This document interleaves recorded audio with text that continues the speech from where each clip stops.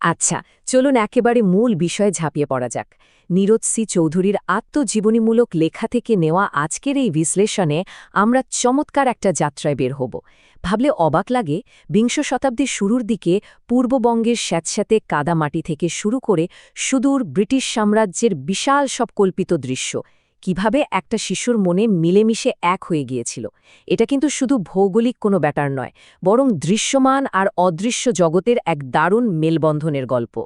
মানে একবার ভেবে দেখুন তো, পূর্ববঙ্গের একটা সাধারণ মাটির ঘরে বসে থাকা কোনো শিশু কিভাবে হাজার হাজার মাইল দূরের বোরযুদ্ধ আর ট্র্যাফেলগারের যুদ্ধের কথা ভেবে আচ্ছন্ন হয়ে পড়তে পারে। এটাই হলো আমাদের আজকের আলোচনার আসল রহস্য। একেবারে নিজের চারপাশের চেনা গণ্ডিটা কিভাবে ধীরে ধীরে দূরদেশের এক অচেনা বাস্তবতার সাথে মিশে যায়, চলুন সেটাই আজ একটু খুঁটিয়ে দেখি। ১ নম্বর, জলময় জগৎ, কিশোরগঞ্জের কাদা এবং বৃষ্টির মাঝে প্রথিত। কিশোরগঞ্জের বর্ষার অভিজ্ঞতাটা ছিল রীতিমতো অন্যরকম। একটানা ভারী বৃষ্টিতে চারপাশ একেবারে ভিজে একাকার।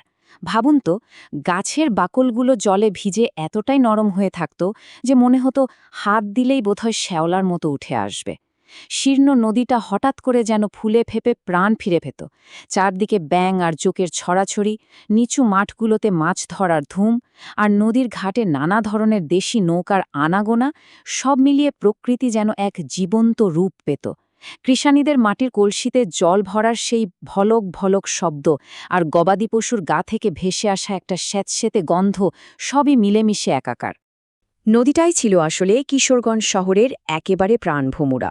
বর্ষায় জল বাড়লেই শুরু হতো দেশি নৌকার ভিড়। ছোট ১ মালাইয়ের খোলা নৌকা থেকে শুরু করে ৩ মালাইয়ের বড় যাত্রীবাহী নৌকা, কি না আসত সেখানে। মাঝিদের একটা ভারী সুন্দর কথা ছিল, নৌকা আর যুবতী উভয়ের ভাগ্যই নির্ভর করে তাদের সাজসজ্জার ওপর। কথাটা বেশ ইন্টারেস্টিং, তাই না? কারণ নদীর বুকেই লুকিয়েছিল তাদের টিকে থাকার আসল লড়াই। নৌকার যত্ন নেওয়াটা তাই তাদের কাছে ছিল খুবই গুরুত্বপূর্ণ। ২ নম্বর, ঋতুর ছন্দ, জল থেকে স্থলে রূপান্তর। এখানকার সবচেয়ে চমকপ্রদ দিকটা হল ঋতু পরিবর্তনের তীব্রতা। বর্ষার সেই কাদা আর ব্যাঙের রাজত্ব পেরিয়ে মধ্য অক্টোবরে চারপাশ শুকিয়ে একেবারে অন্যরকম হয়ে যেত। তৈরি হতো গোড়ালি সমান নরম ধুলো, আর সেই ধুলোর ওপর খালি পায়ে হাঁটার যে কী আনন্দ, সেটা বলে বোঝানো কঠিন। আবার এই নভেম্বরের দিকেই চারদিকে মাথা তুলে দাঁড়াত পাটের খড়ির বড় বড় স্তূপ। আর হ্যাঁ, পোকামাকড় তাড়ানোর জন্য জ্বালানো হতো অগ্নিকুণ্ড।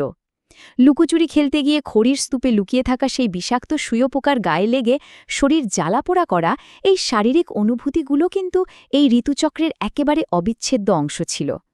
তারপর জানুয়ারি ফেব্রুয়ারিতে শুরু হতো প্রাত্যহিক সব লোকজ আচার।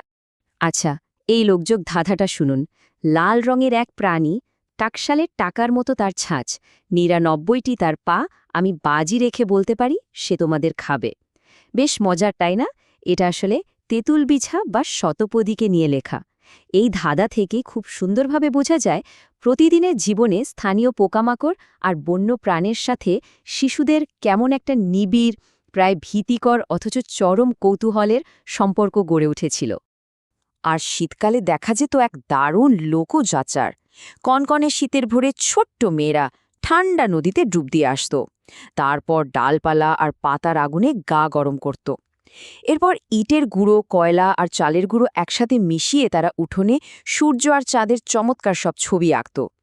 চারপাশের একেবারে সহজলভ্য জিনিসপত্র দিয়ে তৈরি এই আদিম শিল্পকলাগুলো ছিল শৈশবের এক জাদুকরী অধ্যায়। ৩ নম্বর, উঠোনের অন্দরে, পারিবারিক বাসগৃহের অন্তরঙ্গতা। এই মাটির মেঝে প্রতিদিন পরিষ্কার জল আর মাটি দিয়ে লেপার বিষয়টা কিন্তু মোটেও কোনো সাধারণ কাজ ছিল না। এটা ছিল রীতিমতো একটা শৈল্পিক ব্যাপার। মজার ব্যাপার হলো, ইতিহাসের দিকে যদি আমরা তাকাই, তবে দেখব বাংলার হিন্দু রাজপরিবারগুলোতেও, যেমন ধরুন সেন রাজবংশে, ঠিক এভাবেই জল ও মাটি দিয়ে মেঝে লেপার একটা রাজকীয় ঐতিহ্য ছিল। সেই প্রাচীন প্রথাই যেন খুব সাধারণ রূপে এই বাড়ির মাটির মেঝেতে সযত্নে বেঁচেছিল। এবার এই কাঁচের আলমারির ভেতরের জিনিসগুলোর দিকে একটু নজর দেওয়া যাক। তালিকাটা সত্যি অবাক করার মতো।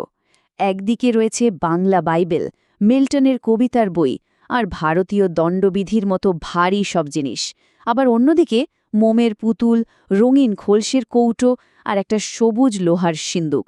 মানে ভাবা যায়, একদিকে একেবারে স্থানীয় জীবনের ছোঁয়া আর অন্যদিকে ব্রিটিশ আইন আর সাহিত্যের অনুপ্রবেশ। যেন সম্পূর্ণ দুটো আলাদা পৃথিবী একটা ছোট্ট আলমারির ভেতর মিলেমিশে আছে। 4 নম্বর, মেলা এবং শহরের জীবন। স্থানীয় শহর এবং তার প্রাণবন্ত উৎসব। শহরের মাঝখান দিয়ে বয়ে যাওয়া এই নদীটা কিন্তু কেবল ভৌগোলিক কোনো বিভাজন ছিল না, এটা শিশু মনস্তত্ত্বে এক ধরনের দারুণ কাল্পনিক রেশারেশিরও জন্ম দিয়েছিল। নিজের পাড়টা ছিল নরম, ধুলোময় আর একান্ত ইয়াপন। অন্যদিকে নদীর অন্য পাড়ের ভাঙা ইটের ধারালো রাস্তাগুলো মনে হতো বেশ রুক্ষ আর পর। শিশুদের সহজ সরল চোখে দেখা শহরের এই সামাজিক বিভাজনটা সত্যিই বেশ কৌতূহলোদ্দীপক। আর এই শহরের সবচেয়ে আকর্ষণীয় জায়গাটা ছিল পনে চারানা বাড়ি। এখানে কৃষ্ণের বার্ষিক রথযাত্রা উপলক্ষে মাটির পুতুলের এক জমজমাট মেলা বসত। মেলার অভিজ্ঞতাটা ছিল এক কথায় সমস্ত ইন্দ্রিয়ের এক বিশাল উৎসব। দ্রুত শুকিয়ে যাওয়া বার্নিশের সেই কড়া গন্ধ আর উজ্জ্বল গোলাপি রঙের নষ্ট ছেলে নামের মাটির পুতুলগুলো মেলায় এক অদ্ভুত সজীবতা নিয়ে আসত।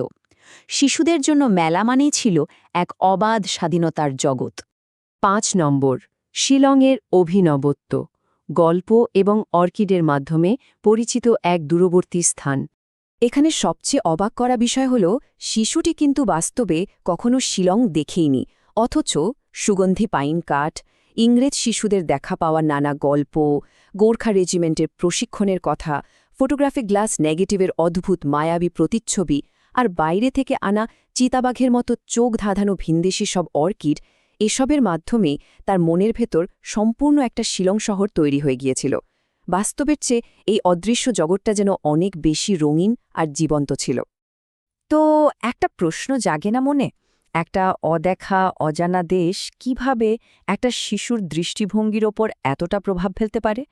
এই প্রশ্নটাই আমাদের আজকের আলোচনার একেবারে চূড়ান্ত আর সবচেয়ে বিশাল স্তরটির দিকে নিয়ে যায়। 6 নম্বর, ইংল্যান্ডের ধারণা। এক বিশাল সাম্রাজ্যের কাল্পনিক উপস্থিতি। আসলে ব্রিটিশ সাম্রাজ্য শিশুটির কাছে কেবল কোনো ভৌগোলিক বা ভৌত বাস্তবতা ছিল না, এটা ছিল প্রচণ্ড শক্তিশালী বিমূর্ত এক সাংস্কৃতিক ধারণা যা তার মনোজগৎকে পুরোপুরি গ্রাস করে নিয়েছিল। এখানে দারুণ একটা বৈপরীত্য আছে। খেয়াল করে দেখুন, একদিকে পূর্ববঙ্গের নিত্যদিনের সেই চেনা জীবন, মাটির ঘর, গ্রীষ্মের ভ্যাপসা গরম, প্রবল বর্ষা আর গ্রামীণ মেলা, আর ঠিক উল্টো দিকে মনের ভেতর কল্পিত ব্রিটিশ দ্বীপপুঞ্জের ঠান্ডা ধূসর পাথর, বিশাল নৌবহর, তুষারপাত আর বোর যুদ্ধের মানচিত্র। সম্পূর্ণ ভিন্ন দুটো জগতের এমন অদ্ভুত সহ অবস্থান সত্যি অভাবনীয়। ঘরের দেয়ালে ঝোলানো বোর যুদ্ধের ছবিগুলো, যেমন প্যান্ডাবার্গের যুদ্ধ বা প্রিটোরিয়ার বিজয় প্রবেশ, যেখানে জেনারেল রবার্টস আর জেনারেল কিচেনার রয়েছেন, এগুলো যেন বৈশ্বিক রাজনীতির এক নীরব সাক্ষী। কিন্তু মজার বিষয়টা হলো, শিশুটির কাছে এর কোনো রাজনৈতিক পক্ষ বিপক্ষ ছিল না। বোর যোদ্ধা হোক বা ব্রিটিশ জেনারেল, সবাইকেই সে এক মহাকাব্যিক বীরত্বের দৃষ্টিতে দেখত।